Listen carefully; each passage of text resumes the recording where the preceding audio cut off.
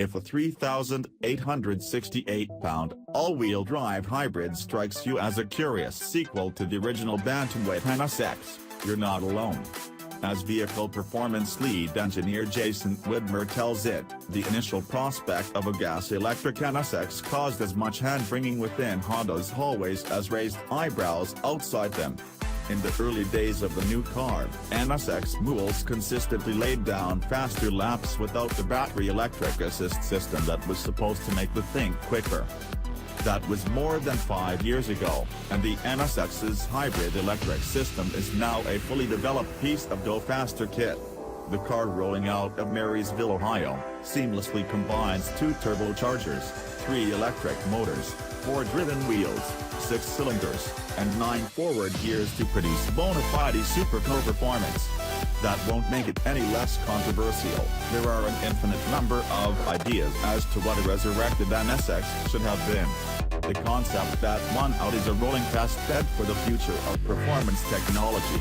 You will not find a car in this category in 10 years that won't have electrification. I'm confident on that, Widmer says. So are we. The NSX isn't the first of its kind to mesh electrons and hydrocarbons in the pursuit of speed, but give Acura credit for so rapidly democratizing the technology. Even with the starting price of $157,800, the NSX is hard evidence of the kind of trickle-down economics that actually works. Sacrificing a fraction of the performance and the pure electric driving capability of the 2015 Porsche 918 Spyder netted Acura $700,000 price cut for its mid-engine hero. Widmer may have been talking about McLarens, Lamborghinis, and Ferraris when he made his 10-year prediction, but the electrification of performance won't stop at supercars. Defying physics, the electrons are poised to flow into iconic performance cars where there's even more resistance.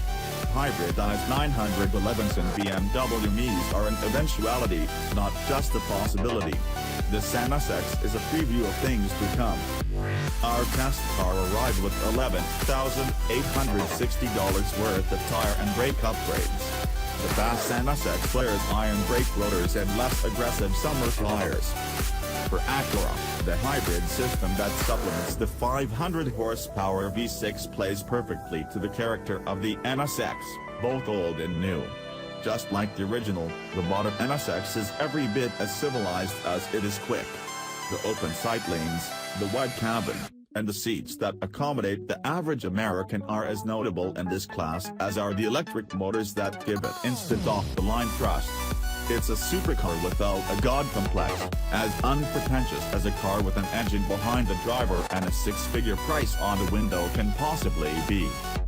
More than any other modern car, the NSX is a product of whichever of its four modes: Quiet, Sport, Sport Plus, and Track, is active at the moment. Along with the usual calibration tweaks to the electrically assisted steering, adaptive dampers, and stability control system, the NSX takes on a different persona depending on how it blends internal combustion and electric thrust. Not that sporty, sport mode. Because there's nothing normal about a 573 horsepower, torque vectoring, gas-electric mid-engine Acura. Engineers named the NSX's default street mode Sport. It strikes us as a misnomer, though, because getting the NSX to accelerate enthusiastically in this mode requires big, deliberate throttle inputs. It's best suited to urban settings, where the low-end torque of the electric motors, 2 up front and a third, larger unit mated to the engine, pulls the NSX off the line faster than traffic, but without spinning the engine much beyond 3,000 revolutions per minute. View photos. The engine cover designer apparently grew up loving Jiffy Pop. The stiffer of the 2 suspension settings is a bit much for public road driving. The chassis is always awake even if the powertrain isn't. With $1,960 worth of Pirelli Heat 03 BOR tires gluing the wheels to the pavement, our test car faithfully transmitted every minute steering input to the road regardless of the mode. Even as the steering weight tramps up with the more aggressive settings, the NSX turns in with zeal and precision. Most impressive, The NSX never belies its way, no matter how fast the speed or how sharp the corner. Turns feel effortless, and as long as the pavement is smooth, the body remains flat. That body is as much a hybrid as is the powertrain. It's made primarily of aluminum castings, stampings, and extrusions, but the A-pillars, roof beams, and windshield header are all made of steel, meaning there is more ferrous metal in the body of this NSX than in the 27-year-old original. The front floorboards are the only structural carbon fiber bits, although $21,600 will buy just enough carbon fiber to reskin the roof, engine cover, splitter, sills, diffuser, and spoiler is seen on our $202,960 test car. The outer panels are a mix of formed aluminum and molded plastics. Not that quiet mode. Compared with the mild-mannered sport mode, quiet mode is the self-effacing, almost apologetic way to pilot the low-slung, Valencia red pearl-painted origami supercut through a crowd. It kills the V6 whenever possible. It is not, however, a truly silent mode.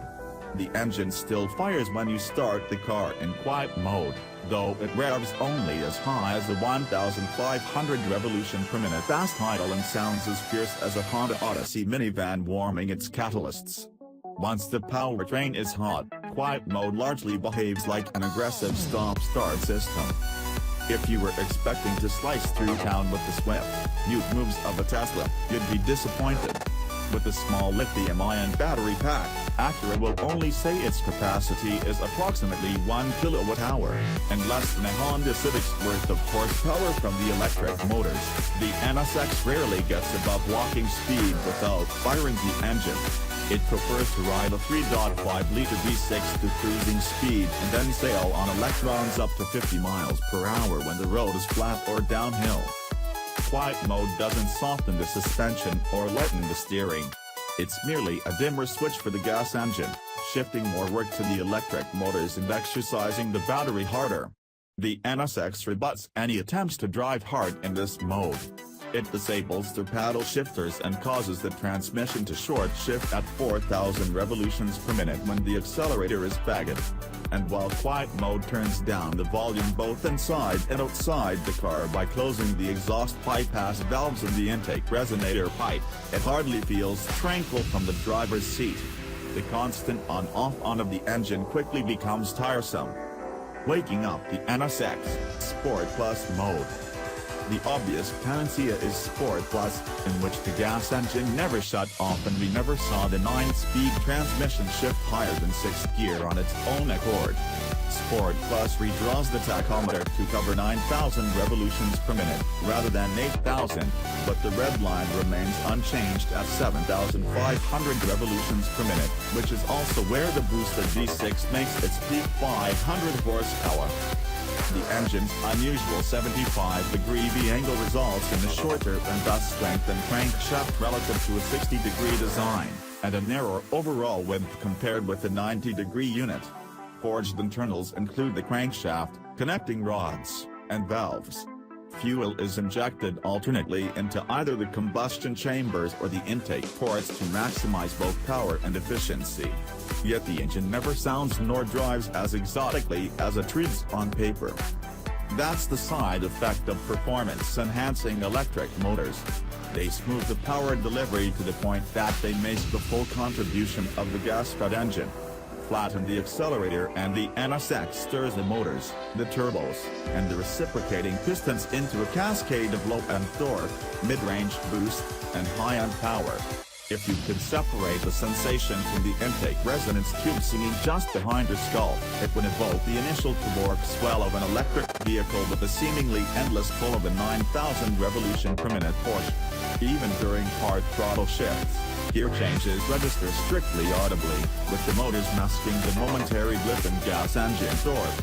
Our Fox test equipment, which logs data 100 times per second, failed to detect any slackening in the speed trace when the transmission shifted. Left in automatic mode in Sport Plus, the gearbox will downshift under braking, though not very aggressively. The transmission prefers to keep revs between 3,000 and 4,000 revolutions per minute, and it feels more natural to find the right gear on your own with the paddle shifters. Even then, the transmission often denies the final downshift into first gear as you slow for a stop sign, and it's only as you stomp on the accelerator that you discover the aggravation of still being in second. Acura resisted the temptation to provide a separate damper calibration for every drive mode, which is fine by us. The Germans often get mired in creating a different but similarly compromised tune for each drive mode. Based on feel alone, Acura's two settings use a fairly narrow portion of the bandwidth afforded by magnetorheological dampers, with one position covering Sport Plus and Track modes and a softer tune for Quiet and Sport. While the softer position nicely balances ride quality and body control, the stiffer position proved too much on our 10 best loop. The NSX skipped over lumpy sections, the engine revs surging and sagging as the rear tires shifted between light and loaded, which is unsettling busyness that saps confidence. Sport mode's more compliant damping kept the body planted and allowed a faster pace over the same stretch of road.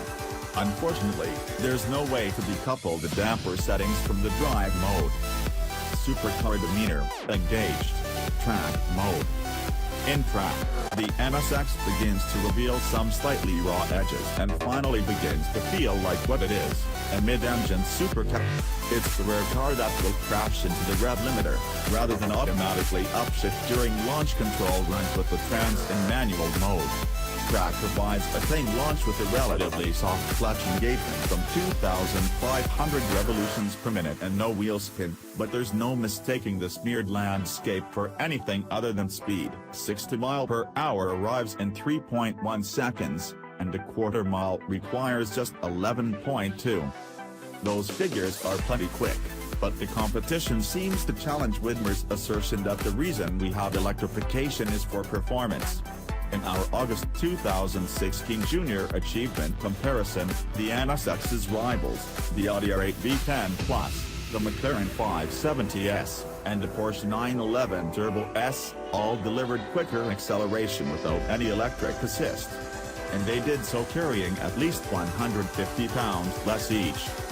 You can feel the NSX's surge relaxing near 120 mph as the 236 horsepower front motors fade out.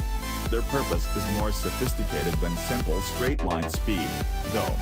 The motors do as much to turn the NSX as they do to accelerate the car, and they are never more effective at that task than in track mode. The NSX's relatively low torque, front axle vectoring makes for a decidedly different feeling compared with the rear axle action we've come to know well. A torque vectoring rear differential, like that found in a Lexus GSF, often provides a tightly controlled drift. In the NSX, the front motors simply pull the car down toward the apex, tightening the trajectory instead of increasing the car's slip angle. The effect is closer to breathing off the throttle rather than inducing power oversteer. The NSX rarely wants to let its rear tires slip, and with 1.06 grams of lateral grip from the Trufio Rs, it rarely wants to slide the front tires, either. The handling balance is practically as harmless as in any Acura sedan, which some might interpret as the ultimate diss from a car magazine. It's not intended as such here. You want a car that drifts every time you look sideways? Buy a V8 Chevy Camaro. All-wheel drive and the mid-mounted engine are good at delivering buttoned-up composure. The NSX is no exception. The NSX's 70-0 stopping distance measures a truncated 142 feet on the $9,900 carbon ceramic brakes. The braking system is essentially a brake-by-wire arrangement with pedal movement translated into electrical signals that are parsed to blend the regenerative braking from the electric motors and the clamping forces of the hydraulic calipers. The pedal is slightly springy when you stand on it, but otherwise it allays the common critique of hybrid brakes, that they are inconsistent and difficult to modulate. Once your foot is recalibrated to the feel, the NSX provides predictable and linear progression every time you go to the left pedal. The hybrid powertrain is the single thin thread tying the NSX to the rest of the Acura showroom. There isn't a single legitimate sports sedan in the Acura lineup to bathe in the glow of the halo radiating from the NSX, and that seems unlikely to change anytime soon. Instead, Acura can only brag that the electric components are essentially a mirrored reflection of the system used in the RLX Sport Hybrid. Acura could highlight the NSX's electric hardware if it would mimic Tesla's strategy of activating full reg and braking when the driver lifts off the throttle, either in the less sporty driving modes or with the standalone, selectable option. One pedal driving becomes another connection to the machine, allowing the driver to be an active participant in managing the battery charge and timing accelerator application with greater intention. If we were Acura, we'd consider it. We apparently weren't too considerate with the right pedal, because we averaged 17 miles per gallon in our time with the NSX, well off the NSX's 21 mile per gallon EPA combined rating. While the 21 mile per gallon city rating is unmatched by the competition, the 22 mile per gallon highway rating is below that of the 570S and the 911 Turbo S. The irony of the NSX is that it's far more impressive for its chassis than for the complex hybrid system that serves as its reason for being. Maybe that's because the handling really is that good. Or maybe it's because Acura is still searching for the perfect daily use driving mode, somewhere between Sport Plus and Sport. You can be sure that Acura is in a race to perfect its hybrid system with multiple competitors currently prepping similar arrangements. Give it a few more years of development. But let's hope Acura keeps the chassis the way it is.